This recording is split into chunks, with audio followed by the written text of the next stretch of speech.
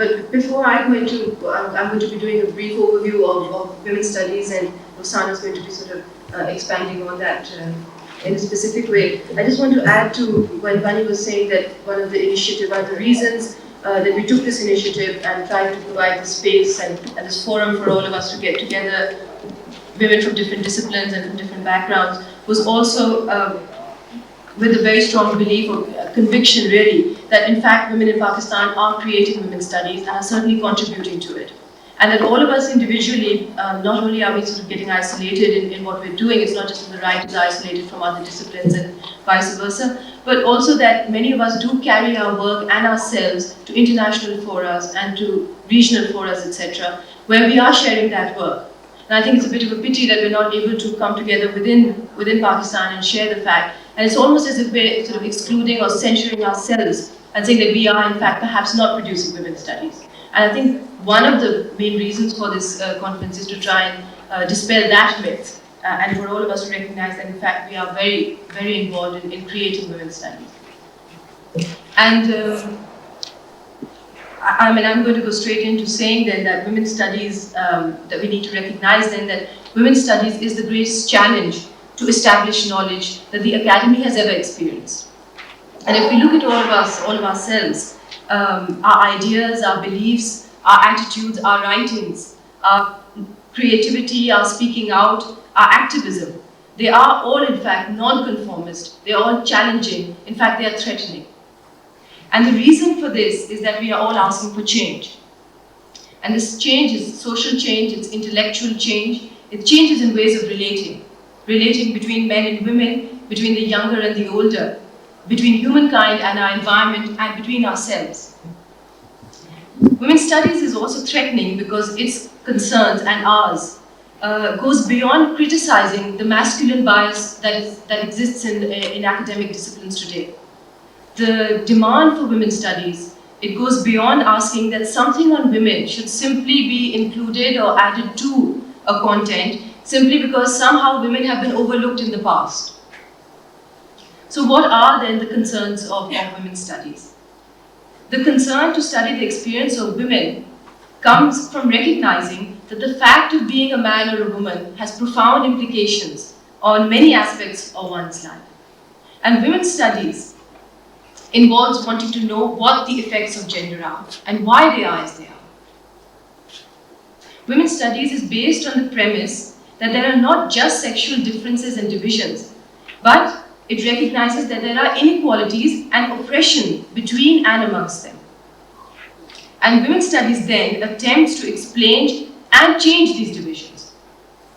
It also reveals and is very connected to the debates and the excitement in the women's movement, which in fact is the powerful social force from which women's studies has emerged.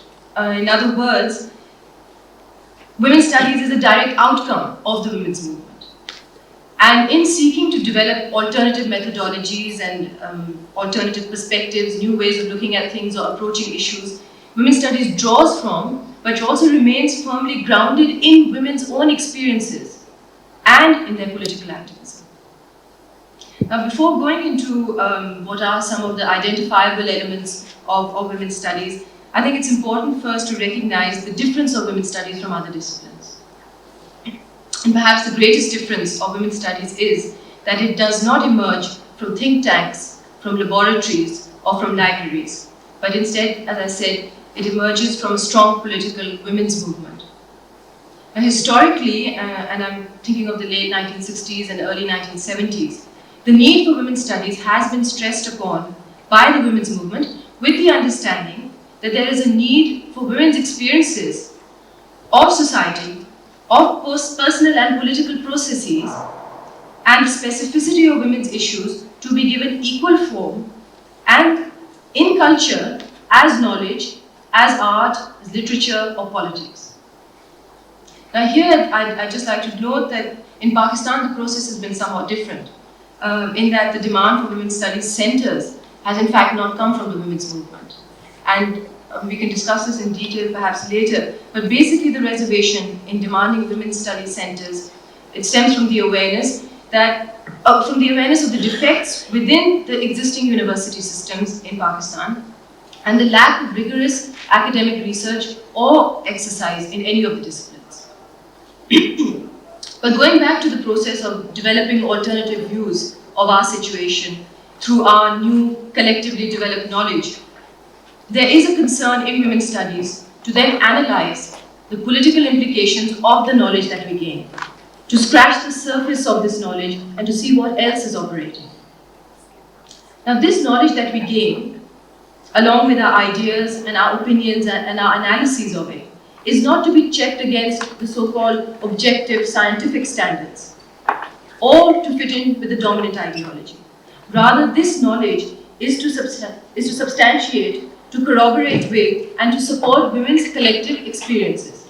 Now, I want to explain here that when I say our knowledge is not for fitting in with the ideology, I'm referring to ideology as ideas, beliefs, and even attitudes that are not just hanging in the air or somewhere in our heads, but which actually define, shape, and explain the society that we live in, as well as people's positions, roles, and relationships within the society.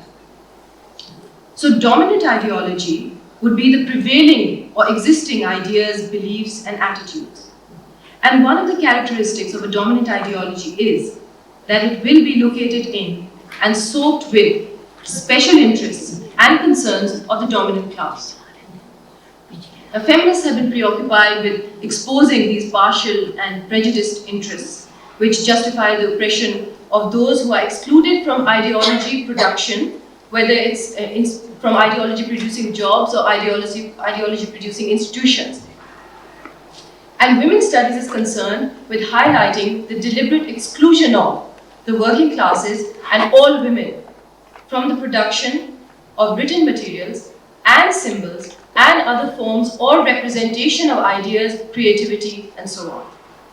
So what we have is a society ordered on the basis of exclusively male-dominated experiences, situations, views, which are then propagated as humanities concerns, but which in fact are not. Now, to come back to some of the main elements of women's studies, there are four which are intrinsic and perhaps most important. The first of these is the multidisciplinary nature of women's studies. And this is perhaps the most distinguishing characteristic of women's studies, where multidisciplinary is not just a matter of adding a little bit from each discipline or every discipline to make a new one. Rather, multidisciplinary implies a coming together of various units which, when they come together, reinforce each other and cease, in fact, to become entities or categories in their own. Now, it's been our experience in Pakistan that many of us lose sight of the other discipline, other fields, other interests and concerns in our approach to our work or activism. And so we are fragmented. The social scientists will forget the writers forget the artists do not read what women are writing. And in this process, we exclude others' expressions and ultimately end up doing exactly what we are criticizing as male norms. Now, while some of us have not even perhaps thought of holistic development or interdisciplinary approach or interdisciplinary methodologies, there are those who are involved in development or in gender for whom this vocabulary is familiar and who use it often enough. Yet alternative development is not pushing against the male at all, and gender has become just a euphemism for women.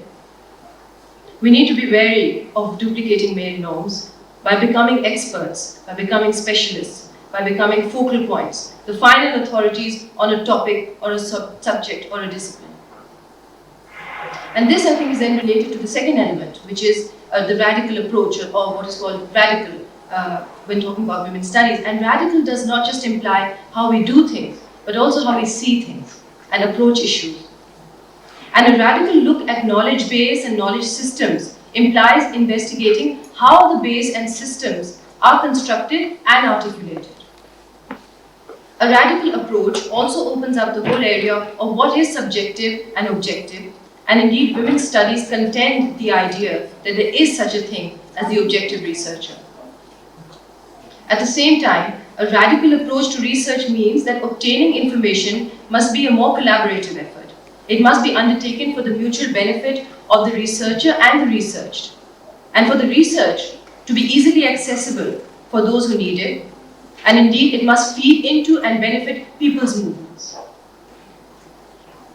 This then brings us to the third element, which is the dialectical relationship between knowledge and action.